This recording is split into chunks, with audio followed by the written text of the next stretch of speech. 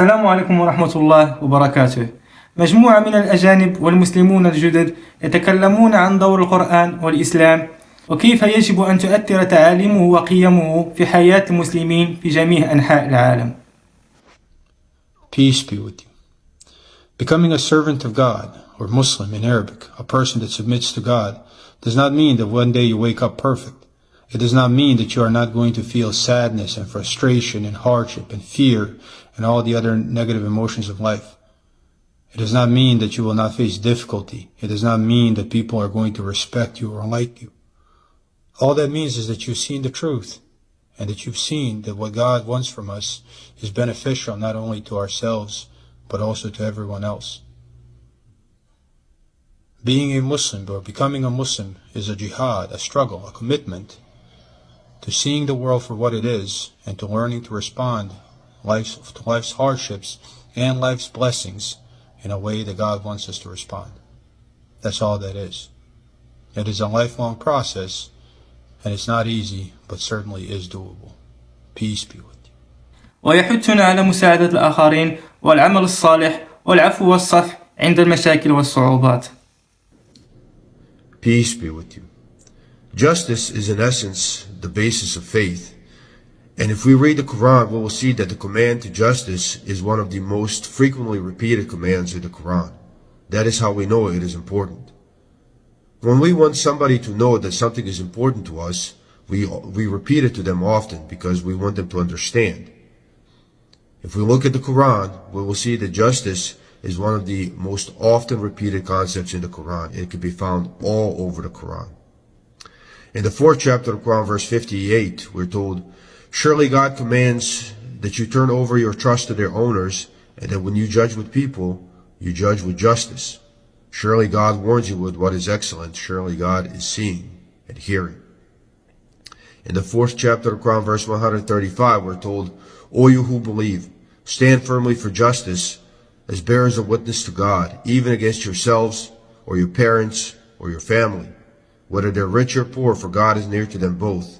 Therefore do not follow your desires, lest you deviate, and if you distort or decline, then surely God is aware of what you do." So God says, stand for justice. If you know the truth, stand for justice. Doesn't matter if it's your mom, if it's your dad, if it's your family member, even if it's your own self. And this is a very difficult thing to do. It says, if you know the truth, or you distort it, if you decline to say it or you distort it, then that is a sin for you.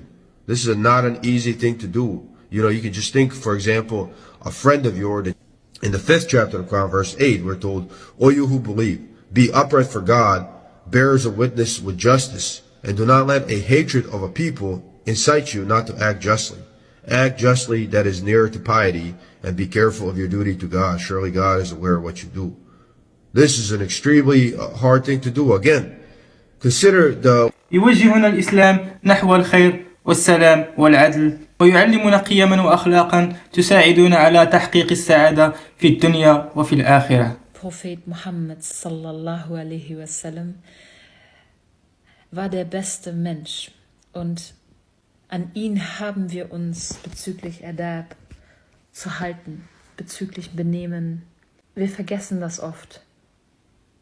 Wir neigen dazu, wenn ich mir so ein paar Kommentare unter meinen Videos anschaue, wir neigen sehr schnell zur Respektlosigkeit. Subhanallah. Geht respektvoll miteinander um. Es gibt andere Meinungen. Wir werden nicht alle bekehren. Allah subhanahu wa ta'ala leitet recht, wen er will. Und er lässt irregehen, wen er will.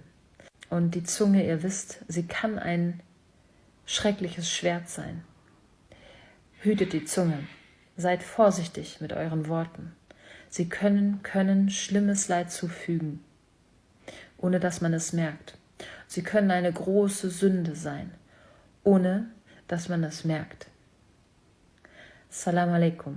يعلمنا الإسلام أهمية الصدق والأمانة وحسن التعامل مع الآخرين واحترام الوالدين والأقارب والعناية بالفقراء والمحتاجين. Afternoon. Guess what has just opened near us? It's literally round the corner. We've just had a halal shop open. I'm telling you now, if you can't say this was all meant to be, then I don't know who can. I mean, he brought me to him. And following that, my partner, we both now are Muslims. And we were talking on holiday about where we're going to go shopping, where we're going to get our halal meat and stuff.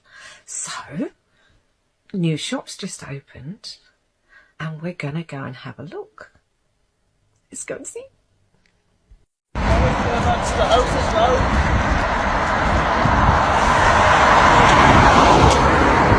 I'm telling you, Allah, He is really looking after us. This shop has just opened. Can you believe that? How lucky are we?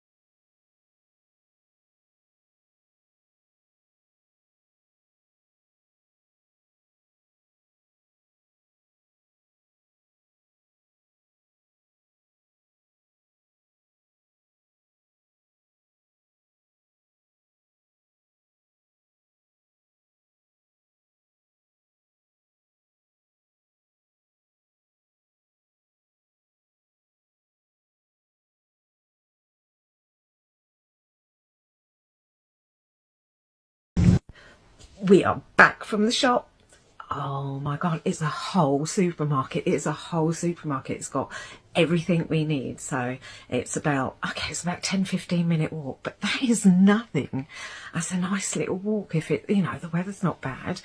I can't believe it's just opened. They were so lovely. And because we were new reverts, they gave us this sweet pastry. Oh, it's absolutely lush. But I hope you like looking at it.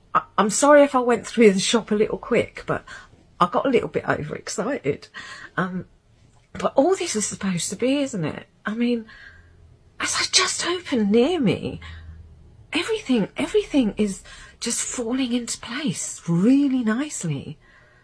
I'm so happy. تعتبر قراءة القرآن الكريم ودراسته وتدبر آياته شيئا أساسيا في حياة المسلمين. So after my last update of my experience with reading the clear Quran, I decided to take a break just so I could kind of reset my brain and go into it with a different mindset. And I had received a lot of messages and comments saying to just open it up and read it randomly. So that's what I started doing. Last night I couldn't sleep. I've been a little bit sick, so I decided to start reading it. I just picked it up and opened it, and I was on the first page of Surah 55. So I've had "Then which of your Lord's favors will you both deny" kind of running in my head. This afternoon I did the same thing. I just opened it up and I was on the first page of Surah 7. Something that just kind of stuck out to me from this were the people on the heights who have the same number of good deeds as they do bad deeds, and they're just waiting in between heaven and hell until they receive their judgment. And then it says, "Are these humble believers the ones you swore would never be shown God's mercy?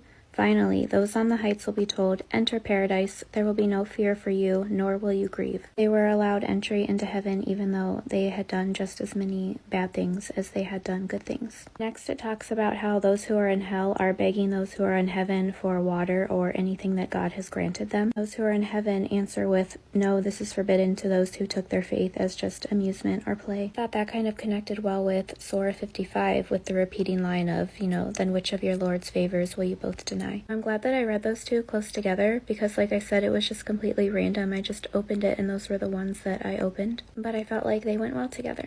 فضلا وليس أمرا لا تنسوا الضغط على زر الإعجاب ومشاركة الفيديو لكي تعم الفائدة.